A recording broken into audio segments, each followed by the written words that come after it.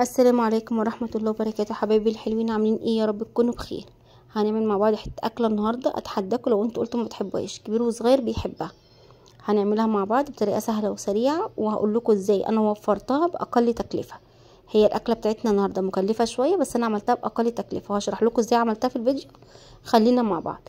هنعمل اول حاجه، نحط معلقتين زيت في حله، في طاسه في الموجوده عندك مفيش مشكله، ونشوح فيها بصلايه، لان مش دي اللي احنا نكمل فيها الاكل، بس احنا عايزينها تبقى غويطه شويه او كبيره شويه عشان تاخد معانا الكميات اللي موجوده.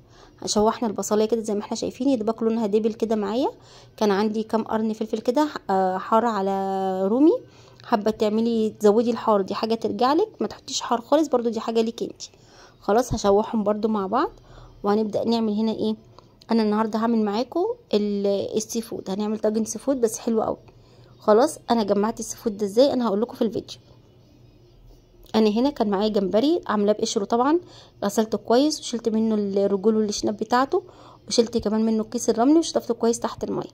خلاص هحطه في الاول وهديله تشويحه كده، وبعد كده نحط بقيه المكونات بتاعتنا. بعد كده حطيت الكابوريا زي ما احنا شايفين برضو، غاسلينها ومنضفينها كويس، شايلين منها اي رمل واي حاجه، وهنديها تشويحه. وبعد كده هيكون معانا كمان الجندوبلي. اقول لكم بقى انا جمعت السي فود ده ازاي. انا كان نفسي قوي في طاجن السي فود، وكان نفسي قوي اعمله معاكم، فقررت ان انا اجمع السي فود ده. انا ما عنديش حد بيبيع سي فود على بعضه، فعشان اجيب من كل حاجه كميه هتعمل معايا مبلغ. فقررت عملت ايه، انا عملت اكل الجمبري وشلت منها كام واحده جمبري كده على جنب.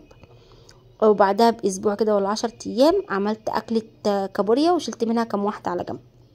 وكنت جايبه سمك فيليه برضو، عملت منه اكله السمك الفيليه وشلت منه حته ايه للسي فود بتاعي. خلاص وجبت كيس، جبت اللي هي شبكه الجندوفلي دي، هي بتتباع عند الراجل، كانت تقريبا ب20 جنيه او 25 جنيه. جبتها غسلتها كويس اوي ونضفتها، شلت منها فتحتها كده وشلت منها الجندوفلي من جوه، ورميت اللي هي ايه القوقعه من بره. خلاص يا حبيبتي، كده بقيت انا مجمعه اكله السي فود. جمعتها بطريقه موفره شويه مش كتير.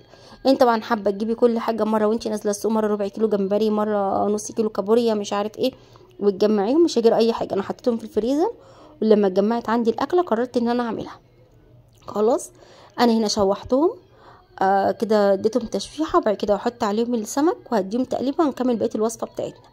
خلاص انا حطيت كمان اللهم صل على النبي، حطيت كمان عليهم ده السمك انا كنت غسلاه ومقطعاه زي ما احنا شايفين كده، برضو كان في الفريزر هو كمان.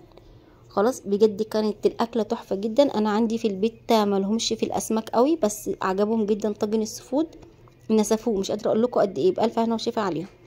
خلاص كان عندي كمان خلطه من بتاعه السمك اللي هي اللي احنا عملناها مع بعض في الفيديو قبل كده، اللي هي كرفس وليمون وكمون وثوم وكزبره وملح طبعا. حطيتهم، انا كنت عاملاهم قبلها بيوم، كنت عامله سمك وكنت حاطه شويه خلطه في التلاجة. بعد كده احط بقيه الخلطه دي عليها وهقلبهم على النار. خلاص ادي الخلطه اهي زي ما انتم شايفين، حاطه معاها طبعا فلفل، وحاطه معاها ليمون، وحاطه معاها كمون، وحاطه معاها كمان اللهم صل على كزبره وكرفس وملح طبعا. وممكن حابه تحطي معاها طماطميه تمام، بس انا دي مش كنتش حاطه فيها طماطميه. حابه تحطي فرمي معاها كمان بصلايه بتبقى تحفه جدا، لو انت فرمتي معاها بصلايه في الخلاط كده وعملتيها. خلاص يا حبايبي قلبت بقى، انا حطيت الخلطه ديت على طاجن السفود. وبعد كده انا ضربت عندي شويه طماطم في الكبه، لو ما فيش كبه بتبشريهم، ما بتعملهاش عصير. انا عايزه طماطم مبشوره يا اما مجروشه في الكبه كده زي ما احنا شايفين خشنه. خلاص وهنقلبهم مع بعض. بصي هو كده تمام، انت كده ممكن تقلبيهم تحطيهم في الطاجن ياخدوا غلوتين، هيبقى زي الفل. انا زودت بس شويه ميه لاني كنت عايزه صوص، هم عندي بيحبوا يحطوا الصوص على الرز، فزودت شويه ميه عليهم عشان ايه يعمل صوص معايا، واحطهم على رز. وهنا يا حبايبي انا بعملهم يعتبروا نص سوا او اقل من نص سوا كمان بشويه، عشان لما يخشوا الطاجن ويخشوا الفرن يبقوا ايه ويستووا معايا، ما يبقوش ناشفين. السي فود عامه او الاسماك والجمبري ما بيحبش انت تزودي التسويه عليه، لو زودتي تسويه عليه بينشف منك، ما بيبقاش احسن حاجه. فالافضل انت تخليهم نص سوا. نسيت اقول لكم، اللي وصل معايا لغايه هنا وما داس لايك ليه تدوس لايك، وما ننساش نشترك في القناه ونفعل زر الجرس عشان يوصلنا كل جديد. وما ننساش طبعا الشير عشان ايه اخواتنا يزيدوا في القناه، ونبقى اسره كبيره ونبقى دايما مع بعض. خلاص يا حبايبي انا هنا حطيتهم، انا كده بالطريقه دي كده احطه في الفرن خلاص. بس انا حبيت ازوده شويه ميه علشان ايه يعمل معايا الصوص اللي الولاد بيحبوه على الرز بجد. والصوص كان تحفه جدا على الرز، كان حلو قوي مع شويه رز سمك اللي هو رز بالبصل. احنا عملناه مع بعض قبل كده، ولو حابين اعمله لكم تاني او يا ريت تكتبوا لي في التعليقات.